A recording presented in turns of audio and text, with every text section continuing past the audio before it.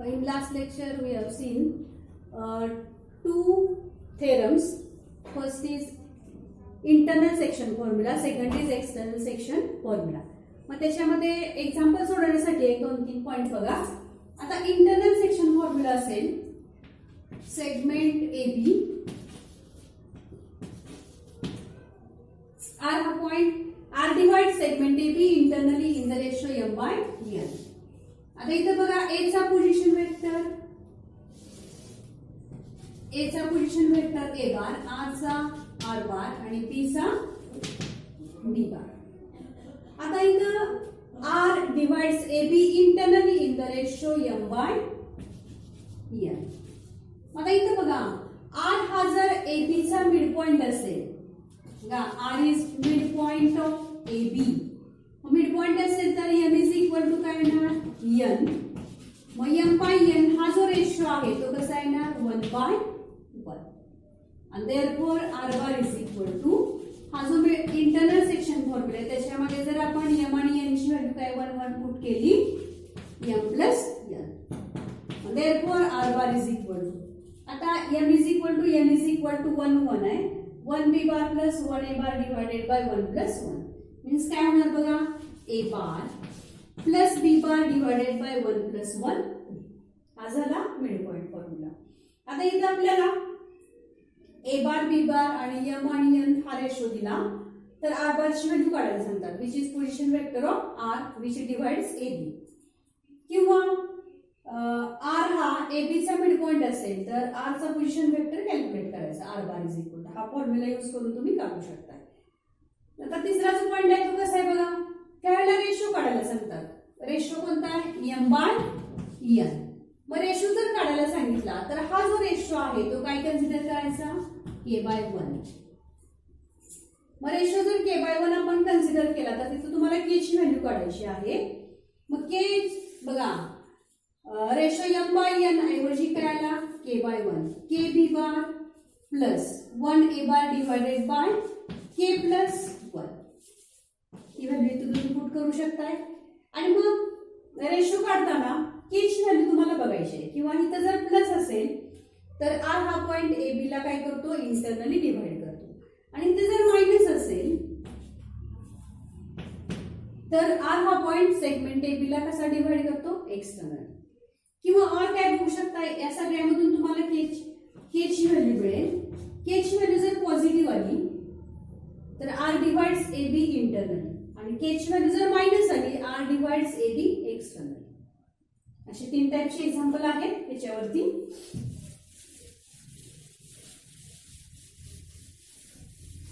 परत आपल्याला centroid of a टेट्राहायड्रॉन. टेट्राहायड्रॉन असेल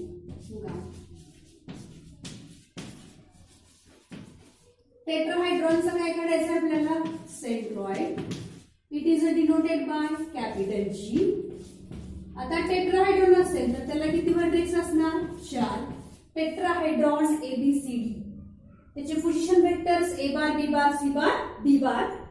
मग त्याचा जो सेंट्रॉइड आहे it is denoted by G whose position vector is G bar and is given by a bar plus b bar plus c bar plus d bar divided by 4. आणि जी diagram आहे ती पुस्तकामध्ये note मध्ये दिलेली आहे ती तुम्ही बघू शकताय.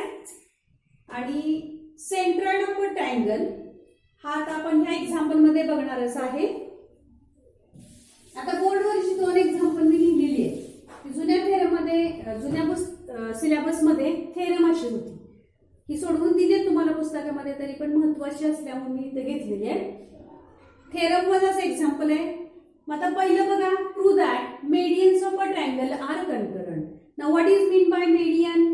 It is point of intersection of 3 medians of a triangle. त्रिकोणाच्या ज्या 3 medians आहेत त्याचा point of intersection. It is called as बघा त्रिकोणाच्या ज्या 3 medians आहेत त्याचा point of intersection म्हणजे त्या 3 medians एकाच पॉइंट मध्ये इंटरसेक्ट होतात मीन्स कनकरंट. मग प्रूफ मध्ये बघा consider triangle ABC.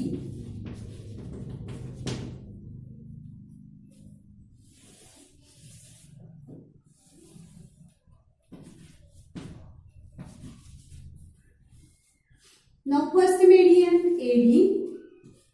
AD is first median. AD he median असेल तर D is midpoint of BC. Second median BE. E is point of AC. Third median CF. It is therefore F is midpoint of AB. F is midpoint of AB. आता proof मध्ये तुम्हाला काय लिहायचंय बघा. Consider triangle ABC. Consider triangle ABC. Therefore A, B and C are vertex of a triangle. पुढचं वाक्य काय लिहायचंय बघा. Let AD, BE and CF are medians of triangle ABC. ह्या त्रिकोणाच्या 3 मेडियन्स आहेत. पर प्रत्येकाचं काय लिहायचं आपल्याला position vectors. Let A bar, B bar, C bar, D bar, E bar, F bar be the position vectors of the points A, B, C and C, D, E and F respectively. आता इथे बघा.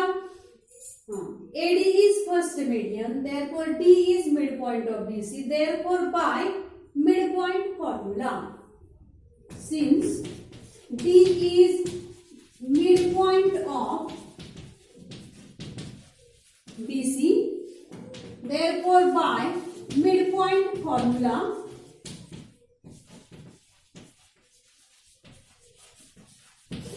D bar is equal to B bar plus C bar divided by midpoint formula. Similarly, E bar is equal to, E bar means E is midpoint of AC. E bar is equal to A bar plus C bar divided by 2. परत F midpoint of AB. F bar is equal to A bar plus B bar divided by. हा झाला midpoint formula. आता प्रत्येकाला divided by 2 आहे. ती term काय करा लेफ्टला घ्या. 2D bar is equal to B bar plus C bar. 2E bar is equal to A bar plus C bar. 2F bar is equal to A bar plus B bar. आता त्रिकोणाचे 3 vertex आहेत A, B, C. त्याचे position vectors काय आहेत. A bar, B bar, C bar. प्रत्येकामध्ये जो vector नाही तो ऍड करा. इथं आता B bar आणि C bar आहे. A bar दोन्ही बाजूला ऍड करा. 2D bar plus A bar is equal to A bar plus B bar plus C bar. 2E bar plus B bar is equal to A bar plus B bar plus C bar. 2F bar plus C bar is equal to A bar plus B bar plus C bar. जो vector नाही तो दोन्ही बाजूला काय केला add केलेला आहे. आता ऍड केल्यामुळे काय झालं बघा. राईट हँड साइड इक्वल झाली प्रत्येकाची. राईट हँड साइड इक्वल असल्यामुळे left hand side equal. Therefore 2D bar plus A bar is equal to 2E bar plus B bar is equal to 2F bar plus C bar is equal to. Common मध्ये एक term लिहा. A bar plus B bar plus C bar. Left hand side equal. Right hand side मध्ये एक term common मध्ये आपण लिहिलेली आहे. आता ह्या इक्वॅलिटीला काय करा. 3 ने डिवाइड करा. Therefore 2D bar plus A bar divided by 3 is equal to 2E bar plus B bar divided by 3 is equal to 2F bar plus C bar divided by 3 is equal to A bar plus B bar plus C bar divided by 3. 3 ने divide केलं. आता इथं जो तुम्हाला formula मिळालेला आहे बघा. A bar plus B bar plus C bar divided by 3. It is centroid of a triangle. It is denoted by capital G whose position vector is G bar. आता इथं बघा. हा जो तीन आहे त्याची फोड कशी करू शकताय?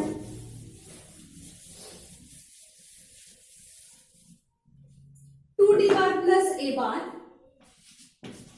2d bar plus a bar divided by 2 plus 1 is equal to 2e bar plus b bar divided by 2 plus 1 is equal to 2f bar plus c bar divided by 2 plus 1 is equal to काय g bar.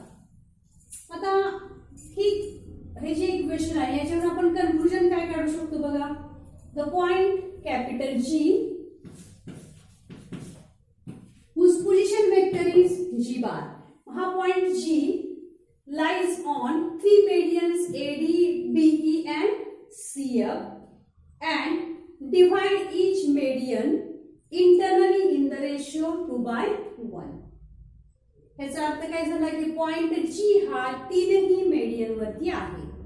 Means it is point of intersection of three medians of a triangle. Hence, medians of a triangle are concurrent. बघा theorem लक्षात आला का? Now see next example. It is also theorem in all the syllabus. Prove that angle bisectors of a triangle are concurrent. Angle bisector. आता proof मध्ये बघा, consider triangle ABC.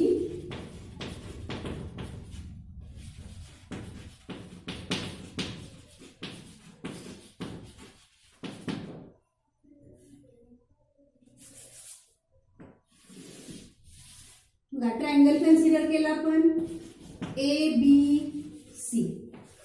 आता प्रत्येक angle जो आहे त्याचं काय काढायचे आपल्याला? अँगल बायसेक्टर काढायची आहे.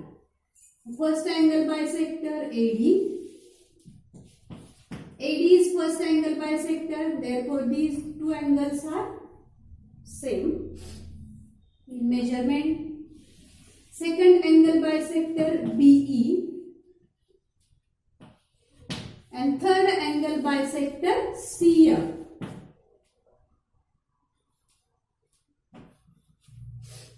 आता ह्या तीन अँगल बायसेक्टर आहेत त्या एकाच पॉइंट मध्ये इंटरसेक्ट होतात. हे आपल्याला इथं प्रूव्ह करायचं आहे. बघा ट्रायंगल घेतला, तिन्ही अँगलची काय घेतली आपण? अँगल बायसेक्टर घेतलेली आहे. AD, BE and CF are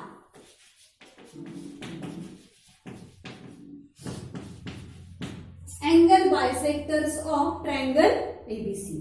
आता तुम्हाला काय घ्यायचंय? प्रत्येकाचा position vector A bar, B bar, C bar, D bar, E bar, F bar with the position vectors of the points A, B, C, D, E, F respectively. आता इथे आणखी एक point काय घ्यायचंय बघा. ट्रायंगलचं जे नाव आहे ते काय आहे? ABC. मग A च्या समोरची जी बाजू आहे इट इज, त्याची जी लेंथ आहे ती काय कन्सिडर करायची? X. B च्या समोरची बाजू AC, त्याची लेंथ काय कन्सिडर करा? Y. आणि C च्या समोरची जी बाजू आहे त्याची जी लेंथ आहे ती काय कन्सिडर करायची? Z. Let length of BC X, length of AC Y, length of AB Z. आता काय करणार? एक्झाम्पल मध्ये जर ट्रायंगलचं नाव चेंज केलं, PQR असं केलं, तर P च्या समोरची बाजू काय कन्सिडर करायची? X, Q च्या समोरची बाजू Y आणि R च्या समोरची बाजू Z. आता बघा फर्स्ट अँगल बायसेक्टर कोणते आहे? AD. म्हणजे T हा पॉइंट BC ला डिवाइड करतो कोणत्या रेशो मध्ये? BD divided by DC.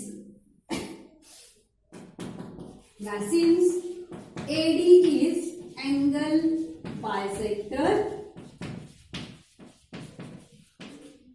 therefore point D divides BC internally in the ratio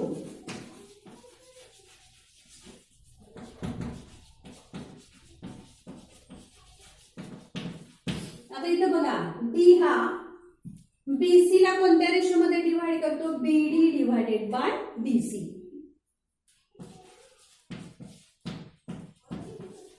और बीडी बाय बीसी या रेशो मध्ये काय करतो? डिवाइड करतो.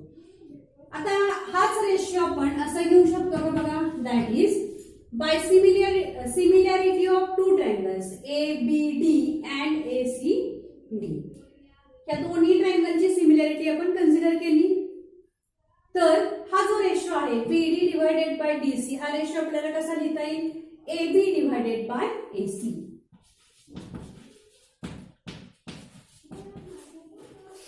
मग AB divided by AC. AB ची लेंथ काय आहे बघा Z, AC ची लेंथ काय आहे Y.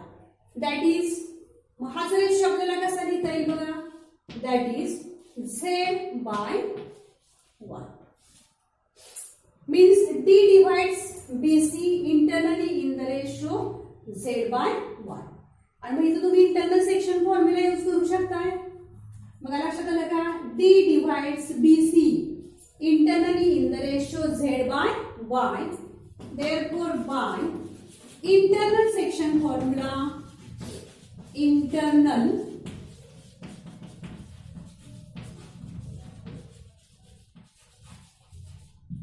therefore by internal section formula काय ते बघा, म्हणजे तुम्हाला थोडक्यात हा जो रेशो आहे तो काय आला? Z by Y आला.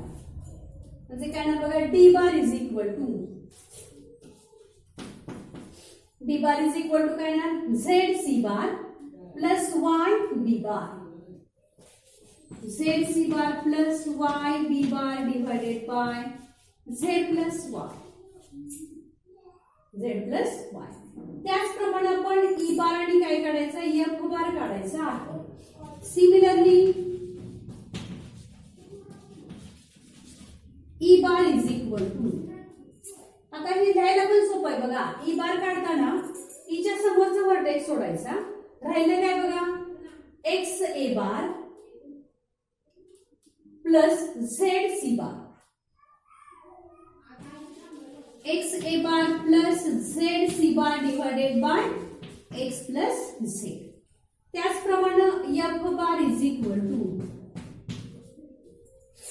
F bar, F च्या समोरचं vertex soda C, XA bar plus YB bar. XA bar plus YB bar divided by X plus Y. लिहायला पण सोपं आहे. ज्याचा पोझिशन वेक्टर तुम्हाला काढायचा आहे त्याच्या समोरचा व्हर्टेक्स सोडून राहिलेले दोन व्हर्टेक्स इथं येतील. आता प्रत्येकाला डिव्हायडेडची टर्म आहे ती लेफ्टला घ्या. Z plus Y into D bar is equal to ZC bar plus YB bar. पर सेकंड मध्ये बघा X plus Z into E bar is equal to XA bar plus ZC bar. तिसऱ्यामध्ये बघा X plus Y into F bar is equal to XA bar plus YB bar. प्रत्येकाची divided term लेफ्टला घेतली. आता इथेही तीन term आहेत बघा, XA बार, YB बार आणि ZC बार. जी टर्म नाही ती दोन्ही बाजूला काय करा, ऍड करा. इथं आता ZC बार आणि YB बार आहे म्हणजे काय ऍड करावं लागेल? XA बार दोन्ही बाजूला ऍड करा. इथं XA बार आणि ZC बार आहे, YB बार ऍड करा आणि तिसऱ्यामध्ये ZC बार ऍड करा.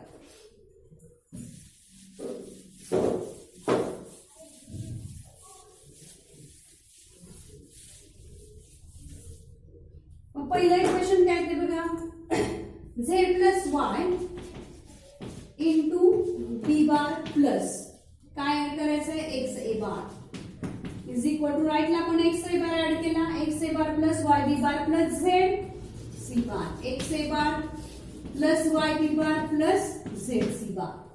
दुसऱ्यामध्ये काय ऍड करावं लागेल? YB bar X plus Z into E bar plus YB bar is equal to XA bar plus YB bar plus ZC bar. तिसऱ्यामध्ये ऍड केल्यावर काय येते बघा, X plus Y into F bar plus ZC bar is equal to X A bar plus Y B bar plus Z C बार.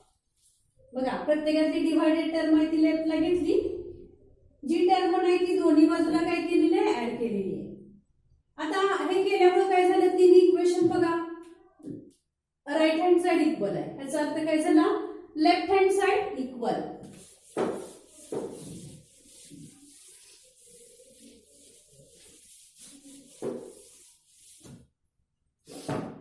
आता left hand side equal झाली. Z plus Y into D bar plus X A bar is equal to X plus Z into E bar plus Y B bar is equal to X plus Y F bar plus Z C bar. Left hand side equal. आणि मग common मध्ये एक term तुम्ही लिहू शकताय, कोणती, X A bar plus Y B bar plus Z C bar. Common मध्ये एक टर्म राईट हँड साइडची लिहू शकताय. आता ही जी इक्वॅलिटी आलेली आहे त्याला काय करा, X plus Y plus Z न काय करा, डिवाइड करा प्रत्येकाला. मग X plus Y plus Z न डिवाइड केल्यानंतर काय येते बघा. आता X plus Y plus Z ने डिवाइड करताना काय करायचं बघा, Z plus Y into D bar plus X A bar असं आहे, बरोबर. मग X plus Y plus Z लिहिताना कसं लिहायचं बघा, Z plus Y bar plus X. म्हणजे बरोबर इथे काय तयार होतं, इंटरनल सेक्शन फॉर्म्युला तयार होते.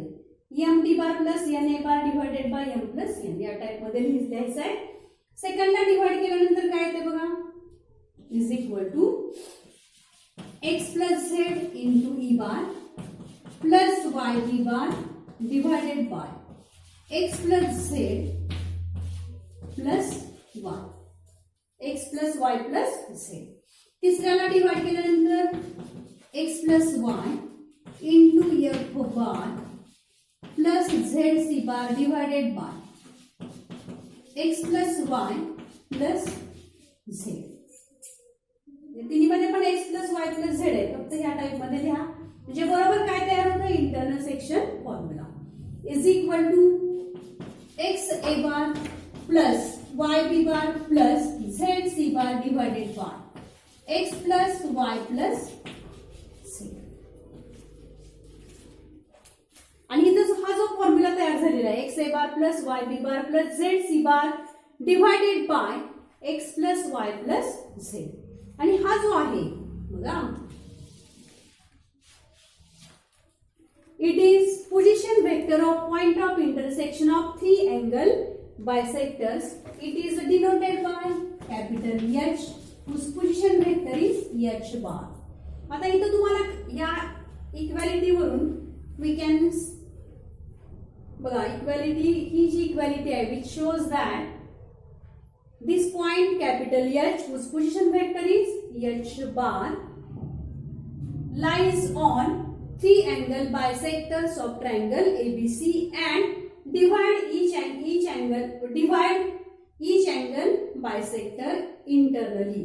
बघा फर्स्ट अँगल बायसेक्टर जे आहे AD ला, this point divides first angle bisector AD internally in the ratio z plus y by x BE by x plus z by y CF x plus y by z. This means this point lies on three angle bisectors. Means angle bisectors of a triangle are concurrent. And this point of intersection of three angle bisectors is called incenter. Now, this point of concurrence of three angle bisectors is called incenter of a triangle. It is denoted by h bar and is given by x a bar plus y b bar plus z c bar divided by x plus y plus z. आता हे तुम्हाला example विचारलं जातं, find in centre of a triangle. त्यासाठी तुम्ही हा formula use करायचा आहे. मग ए बार बी बार सी बार काय, ट्रायंगलचे जे व्हर्टेक्स आहेत त्याचे पोझिशन व्हेक्टर्स, आणि एक्स वाय झेड ही ट्रायंगलच्या ज्या 3 साइड्स आहेत त्याची काय आहे लेंथ आहे. बघा ही दोन्ही एक्झाम्पल म्हणजे थेरमच आहेत, दोन्ही महत्वाचे.